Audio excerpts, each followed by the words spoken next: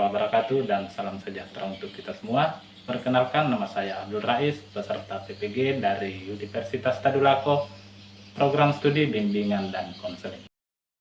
Tujuan konseling yaitu untuk merubah perilaku konseling dalam hal ini siswa untuk lebih produktif, membantu memecahkan masalah, baik masalah pribadi, sosial, belajar, karir, keluarga, dan keagamaan. Dalam kesempatan ini, saya akan menampilkan satu jenis layanan dalam bimbingan konseling, yaitu konseling individu, dengan menggunakan pendekatan humanistik.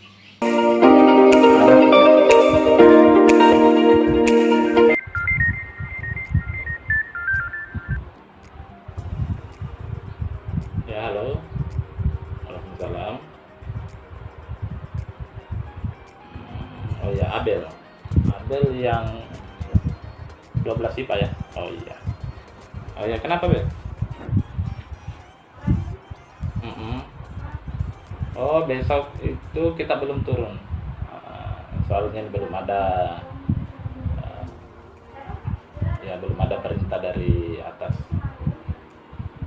Iya, karena ini kan dari kasus yang positif kemarin itu kan yang membuat harus untuk sementara diliburkan dulu. Ya mungkin minggu-minggu depan lah. Ya, gimana masalahnya?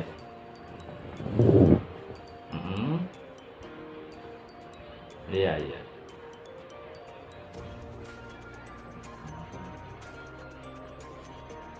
Atau begini aja, Beb. Mungkin bagus kalau kita ketemu langsung saja. Oh, bisa aja, bisa. Artinya kalau Bapak kan tidak mesti harus jam kerja, artinya kapanpun kamu butuh ya bisa, selagi Bapak ada waktu kan. Oke, bisa. Kalau memang ini supaya lebih enak kan, kalau kamu ke rumah Bapak itu kan mungkin agak jauh sih ya. Atau sekali begini, kita ketemu di taman aja. Taman di bukit itu. Ya, bisa nanti sore, bisa. Ya. Oh iya, nanti sore lah. Nanti Bapak hubungi kalau sudah di situ, atau siapa tahu nanti kami yang duluan, kami yang hubungi Bapak. Oh iya. Oke, ya. Selamat.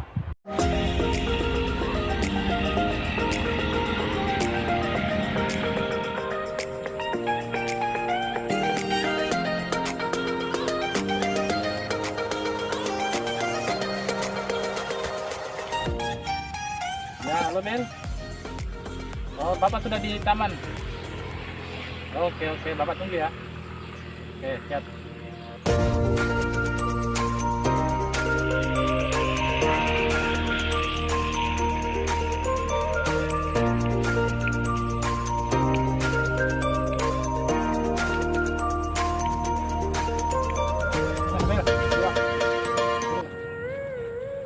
Gimana kabarnya? Kabar baik, Pak. Di sini jauh dari tempat lu, Jauh di bawah tanah, Pak.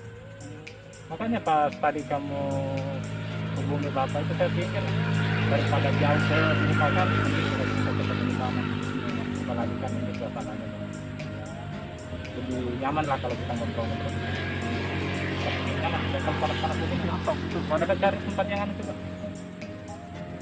yang dingin supaya enak kita ngobrol kan? Boleh. Mana bagus ya? Itu di atas itu.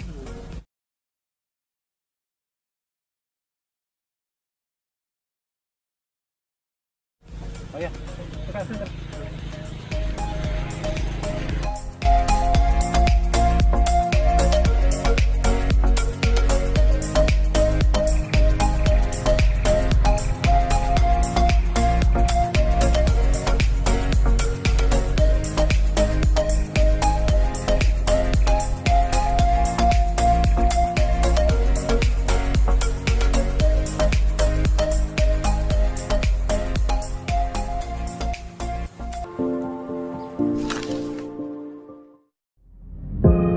Oh ya, bagaimana kabar orang tua? Nah, itu terakhir saya ketemu sama bapakmu itu waktu di mana dulu ya? Waktu di ke sekolah. Oh, Ada urusan apa dulu masalah bapakmu kerja di Tawi kan? iya. Kalau mama? Mama cuma di rumah tangga aja.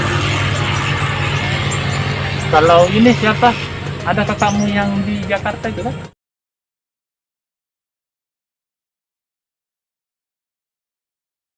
Iya, Jakarta kan? iya di Jakarta. Di Andri. Kuliah dia kan? Iya, kuliah di sana. Jurusan apa? Ya di sana ambil SKM, SKM. kesehatan masyarakat. Bapak dulu itu enggak dapat kakakmu waktu di SMA. Mungkin pas selesai kayaknya gitu. Iya, Saya masuk. lama sih ya, tahun angkatan berapa? Kalau salah di 2014.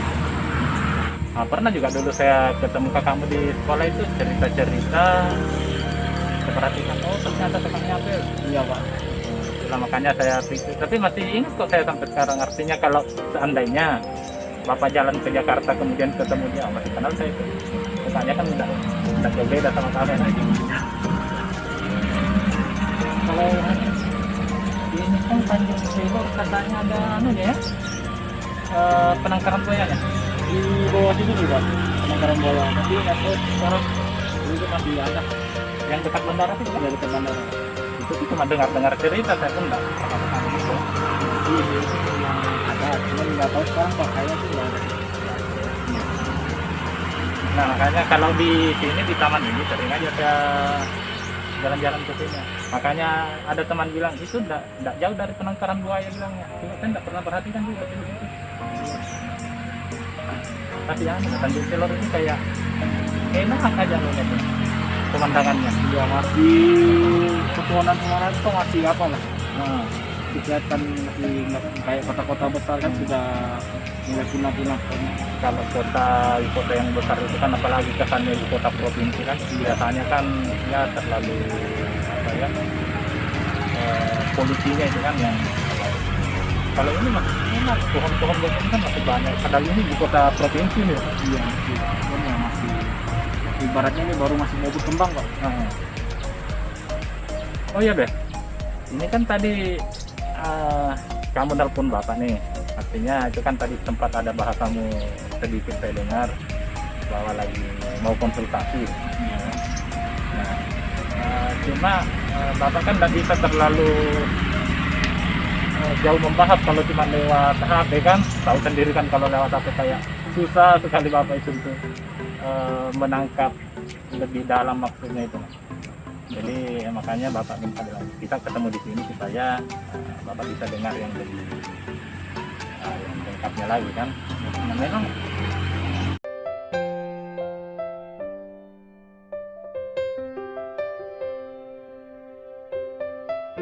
akan terlebih dahulu bahwa kegiatan kita ini itu namanya konseling individual. Adapun tujuannya dari konseling individual ini yaitu untuk membantu mengentaskan masalah seksual. Paling tidak kita saling berbagi pengalaman, berbagi masalah untuk kita bahas sama-sama. Kemudian kita cari jalan terbaiknya sama-sama. Nah, di sini ada pula yang namanya asas-asas yang tetap juga Bapak pegang. Yang pertama ada namanya asas kerahasiaan. Jadi di sini kamu tidak perlu untuk merasa khawatir. Jangan sampai masalahmu ini akan Bapak sampai keluarkan ke orang-orang yang seharusnya tidak perlu tahu kan. Nah, kemudian ada yang namanya kedua asas keterbukaan. Nah, berarti di sini kamu yang harus terbuka. Kenapa mesti harus terbuka? Karena ini kan sudah ada asas kerahasiaan yang menjaga tadi kan. Jadi tidak perlu lagi kamu untuk ragu untuk terbuka. Ada juga asas kesukarelaan. Kamu harus ya karena ini kan sudah jadi kesepakatan kita untuk ketemu di sini kan. Kita tadi membahas masalah itu, menyelesaikan masalah itu. Kemudian ada juga namanya asas apa itu? Ketertiban. Ya tetap harus kita jaga norma-norma yang ada. Ya oke lah. Masa kamu apa sebenarnya ini?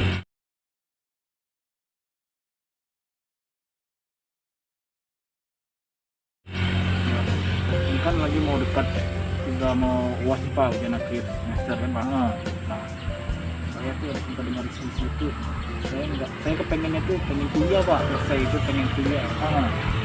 Jadi karena saya dengar di situ saya di nganggur dulu, di tahun tidak kuliah, jadi saya tuh mau kuliah, saya mau ujian itu rasanya nggak semangat Pak. Percuma saya sudah tempuh 3 tahun, saya pengen lanjutnya lagi.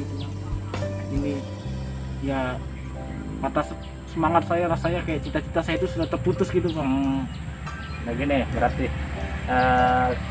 supaya Bapak tidak salah paham ini, artinya kamu ini pengen betul kuliah. Ya, pengen banget. Terus ada kamu dengar bahwa seakan-akan kamu tidak akan dikuliahkan begitu. Iya betul. Nah, makanya sekarang kamu tidak fokus belajar. Iya, itu sudah bikin saya rasa patah semangat ya Pak. Tapi memang itu sudah jelas kamu tidak akan dikuliahkan. Itu masih apa sih Pak, masih dengar, saya sempat dengar dari nggak langsung dengar dari orang tua saya sih Pak. Itu dengar dari tetangga gitu. Nah nggak tahu, mungkin orang tua saya ngomong ke tetangga begitu kan, mungkin lagi ngobrol-ngobrol gimana. Nah saya dengar lah, saya mau tanya ke orang tua, saya takut juga, jadi ya saya diam aja. Cuman semangat belajar itu sudah ibaratnya sudah down loh Pak, dengarnya begitu. Oh berarti kalau kamu sama orang tua ini memang jarang ada komunikasi ya? Jarang banget Pak. Makanya Penting dong, kalau komunikasi itu paling dalam hal makan malam, makan bareng. Saya itu sudah bisa lagi, maksudnya saya lakukan aktivitas lain, bapak mama lakukan aktivitas lain. jadi apa ya? Ini kan sebenarnya belum pasti juga sih kan? Iya. Artinya betul karena kamu masih dengar dari orang lain. Tapi ini seandainya memang betul seperti itu pemikiran orang tuamu, maksudnya itu sementara kamu tidak kuliah, kira-kira apa yang menyebabkan itu? Paling tidak kamu kan tahu kehidupan keluargamu.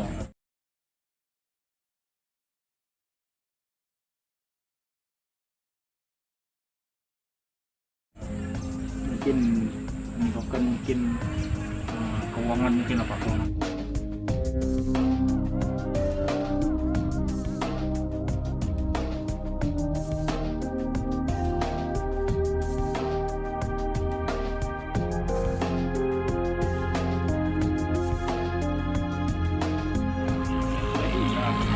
Cuman di satu saya pikir juga dia nggak mungkin juga memaksakan orang tua untuk kuliah kan, lihat dengan keuangan keluarga gitu.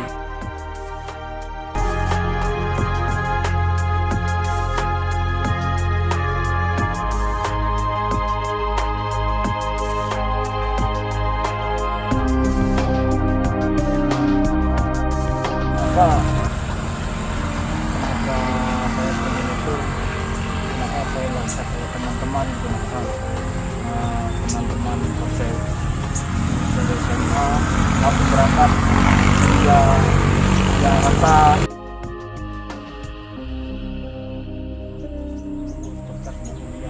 ya saya nganggur dan sibuk-sibuk dari kerja ya, berarti maunya kamu mau seperti teman-temanmu yang lain, artinya selesai SMA langsung kuliah. Tapi kalau memang pilihan orang tua harus nganggur dulu, berarti kamu tidak mau harus kerja dulu ya. Kemudian harus cari uang untuk biaya kuliah sendiri. Pak, apa saya lepas? Ya boleh. Kalau ini apa ya? Kamu kan belum kasih tahu orang tua. kira-kira ada keberanianmu tidak untuk memperjelas masalah ini? Artinya supaya tidak bingung kamu kan? Saya masih takut sih Pak, rasa takut. Tidak juga kamu dimakan kan? Ya maksudnya takut aja, Segan maksudnya. dan sama saya paling takut ngomong sesuatu Pak. Biarpun saya kena masalah itu, saya nggak akan libatkan ke kontrol gitu. Lalu saya masih bisa melakukan sesuatu. So, nanti kalau misalnya ketawa sendiri ya sudah mau jalankan.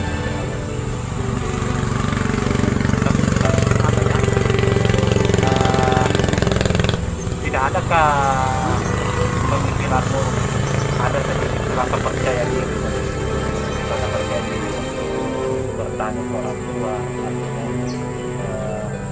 sedikit akrab lah sama orang tua dalam hal komunikasi. Ada keinginan kan? Ya, cuman ya segan itu Pak, segan itu masih besar. Jadi ego saya tuh masih pengen ngomong ke orang tua itu masih apa lah Pak, belum berani. Karena nanti takut bikin orang tua kepikiran gitu. Tapi sebenarnya kalau lihat ada memang keberatan memang tidak ada ya. Ya, Nah, coba seandainya kita skalakan ini ya, kita main skala dulu. Seandainya kalau posisi kamu tidak berani sama sekali, artinya posisi sangat takut lah untuk bicara sama orang tua, itu ada di angka 0. Kemudian kamu berani terbuka sama orang tuamu ada di angka 10. Kamu ada di posisi mana nih? 0 Pak. Di angka 0. Iya, Memang betul-betul tak berani. ya berani Pak. Ada sih kalau misalnya Pak, mungkin angka kalau bagian apa di angka 0, mungkin saya sudah di tengah-tengahnya. Tidak maksudnya ya maksudnya kita kalau pilih yang angka 0, 1, 2, 3, 4, 5, 6, 7 kan. Nah, di angka 5 sih Pak. Pengen ngomong tapi takut. Artinya 50-50 lah. Iya, pasti Pak. Tapi coba bayangkan dulu. Artinya ini kamu tidak ada masalah kan? Anggaplah tidak ada masalah sama orang tua, tidak ada permasalahan yang perlu harus kamu selesaikan. Ini kan biasa orang tuamu cerita juga sama kamu kan? Ya. Bagaimana perasaanmu? Apakah nyaman atau merasa cerita? Artinya cerita-cerita biasa masalah kedua.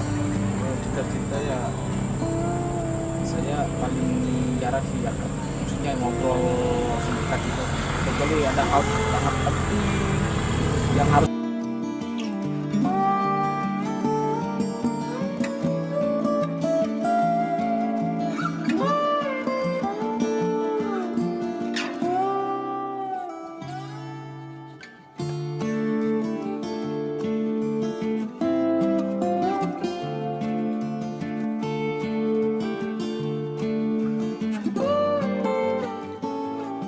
Seandainya ini kita berandai-andai lagi guys.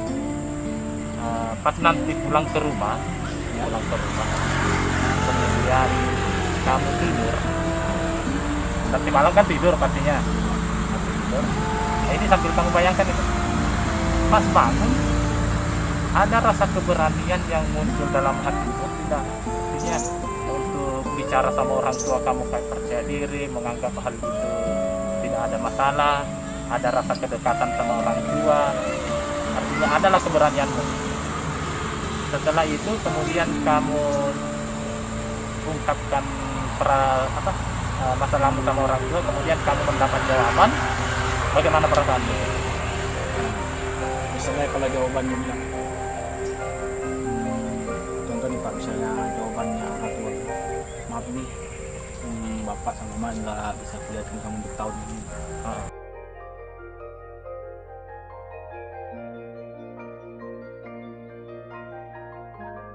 Mood saya itu langsung pokoknya pecah Pak, hancur.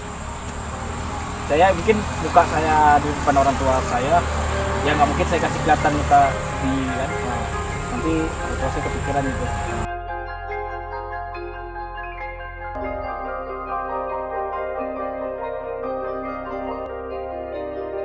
Saya pengen rasanya pengen nangis, marah gitu. seandainya jawabannya itu justru iya, boleh itu kuliah? kalau misalnya itu jawabannya kuliah Pak, saya akan kuliah, saya nggak akan sia-sia perjuangan yang orang tua saya. Kalau misalnya sudah dipercayakan saya kuliah, langsung kuliah dan kuliah betul-betul senang, rasa senang saya besar, semangat saya kuliah itu ibaratnya apa, koyok pria banget loh pikiran saya. Dan saya nggak akan sia-siakan perjuangan orang tua untuk kuliahkan saya. Nah, kalau seperti ini, kalau misalnya kamu kasih tahu orang tuamu nanti akan kuliah atau tidak, kemudian jawabannya tidak, atau seandainya kamu berani ya, anggaplah kamu berani, kemudian kamu mau membudiknya untuk kamu kuliah atau pasrah dengan keputusan? Saya sih kalau misalnya orang tua ngomong gitu, saya sih Pak, ya saya nggak terpaksain ya. Kalau sedaya sebutnya kondisi dengan keuangan keluarga, ya saya nggak bisa paksain Pak.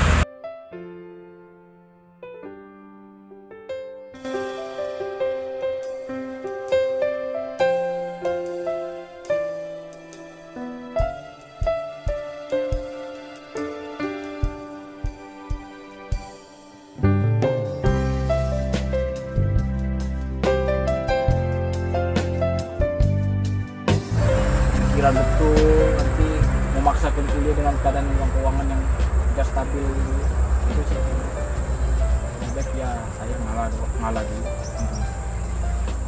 Nah, kemudian kalau memang ini betul-betul kamu tidak kuliah, apa rencanamu untuk ke depannya? Nah, misalnya kalau saya nggak kuliah, ya saya bakal cari kerja. Cari kerja untuk biaya kuliah saya nanti untuk tahun depan.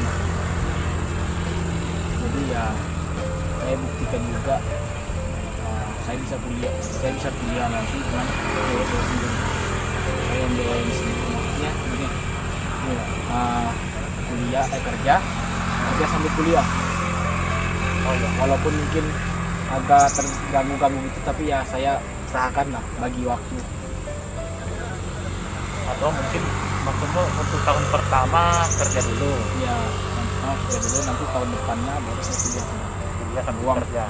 uang saya mulai terkumpul sudah untuk kumpul untuk ya lumayan lah terkumpul untuk biaya pendaftaran, nggak terlalu membebankan orang tua itu.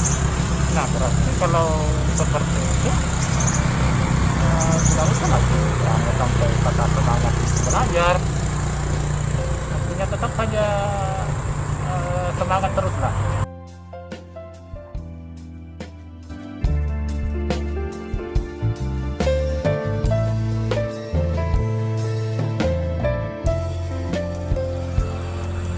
Jadi kata orang tua, ya kan tidak ada juga kesalahan, ini kan bukan hal yang negatif. Kemudian kalau apapun hasilnya, kamu akan menerimanya dengan masih tetap semangat, jangan seperti itu. Jadi ini kira-kira nanti kalau sepulang dari sini apa yang akan kamu kerjakan?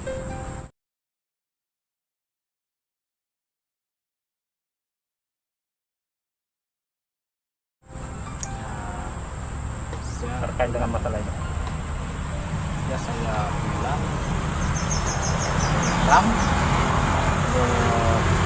pulang jelas saya mandi dulu kan Pak. Ya mandi.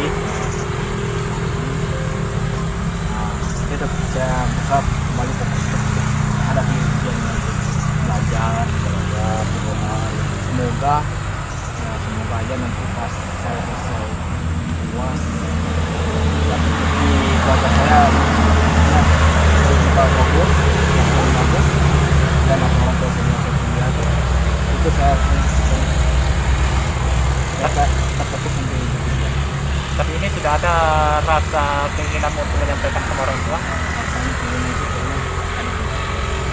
Jadi ya, ini Bapak tunggu hasilnya ya. Ya, Paling tidak ya nanti kalau kamu sudah berani bicara langsung sama orang tua, paling tidak bisa lah kasih tahu Bapak ya. untuk ya paling tidak dengar kabar bagaimana.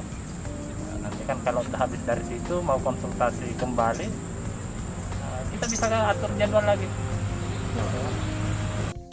Ya, oke. Jadi mungkin kegiatan kita konseling individu ini bisa sampai di sini aja dulu ya. Apalagi ini kan sudah mulai sore juga. Ya, Pak. Artinya kalau Bapak sih sebenarnya asik aja sih untuk ngobrol-ngobrol seperti ini kan, cuma apa ya, kalau terlalu lama hambar juga nanti kan, apalagi nih sudah mulai sore nanti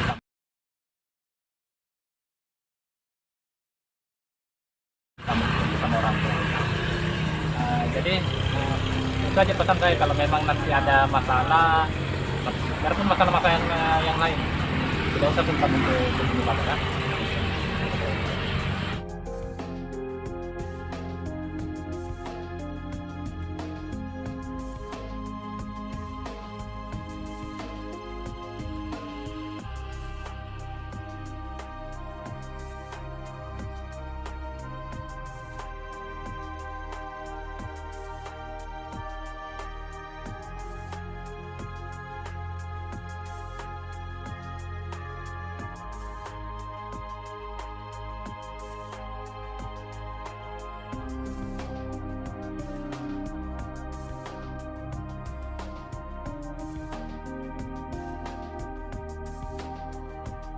Jadi Ken, sampai ketemu di hari berikutnya.